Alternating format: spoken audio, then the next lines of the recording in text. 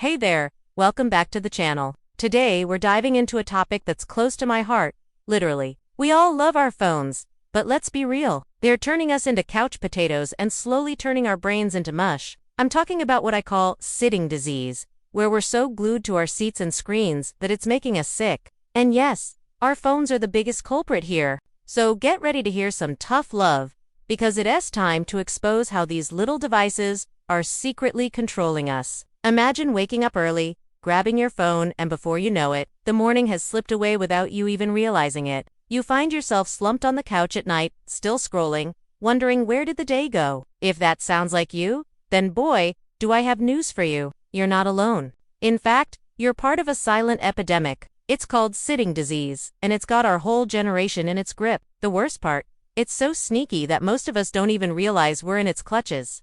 Now let me ask you something. When was the last time you had a full 15 minutes without checking your phone? Don't lie. Be honest. For many of us, that might seem like a distant memory. Here's why this matters. Our brains are designed for movement.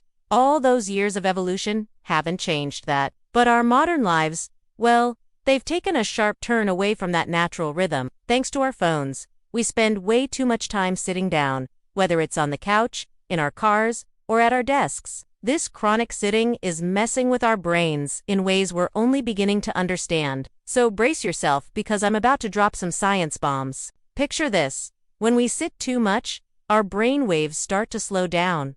Yep, they actually get lazier. Instead of those quick, sharp brain waves that keep us focused and alert, we start to see more of the slower waves associated with sleepiness and relaxation. Studies have shown that too much sitting can mess with our ability to focus, remember things, and make decisions. It's like our brains are on vacation and they're not having a great time. But wait, there's more. Too much sitting also puts our cardiovascular system on the slow lane. When we sit, our hearts have to work less, and over time, that can make our heart muscles weaker.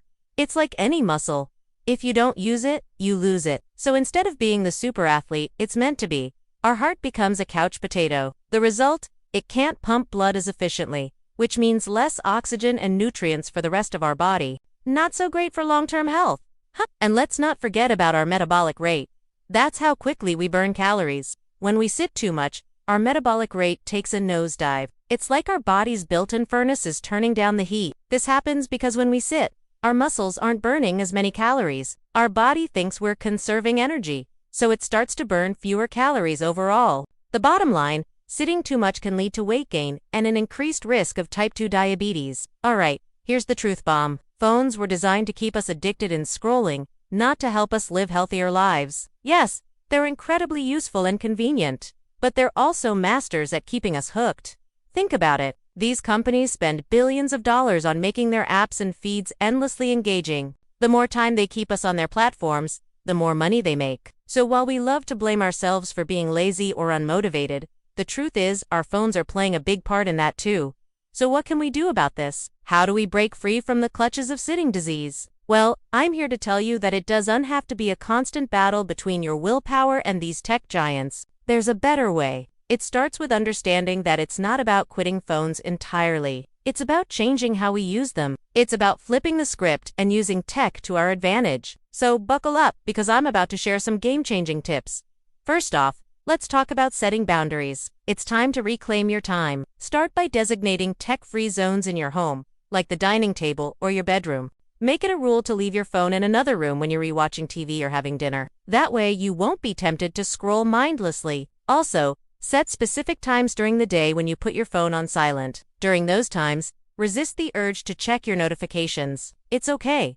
They'll still be there when you come back. The goal is to create space in your day where you're not constantly connected. Next, let's talk about being mindful of your scrolling habits. When you find yourself scrolling through social media, ask yourself, is this making me feel good, or is it just killing time? If it's not adding value to your life, it's time to unsubscribe or mute those accounts. Fill your feed with inspiring or educational content instead. And here's a pro tip.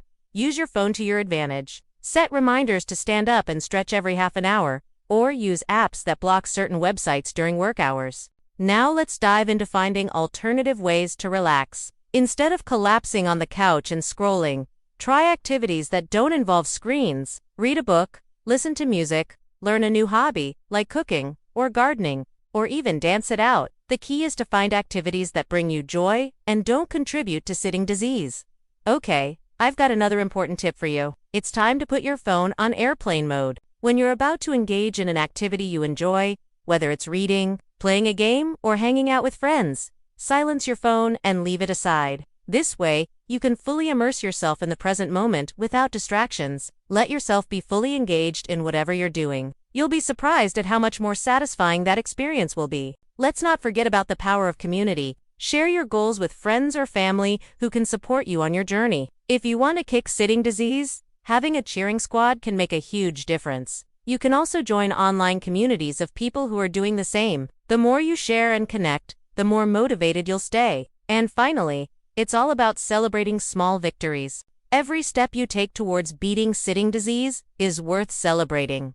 So what are you waiting for? It's time to take action. Start with small changes like setting phone reminders to stand up every half an hour, or designating tech-free zones in your home. You can also try putting your phone on airplane mode when you're about to relax or engage in a hobby. Remember, it's not about being perfect, it's about progress. So embrace the small wins and let them motivate you. With each step you take, you're reclaiming control over your life and your health. You're saying no to sitting disease and yes to a more vibrant, energetic you. If you found this video helpful, don't forget to hit that like button and subscribe for more awesome content.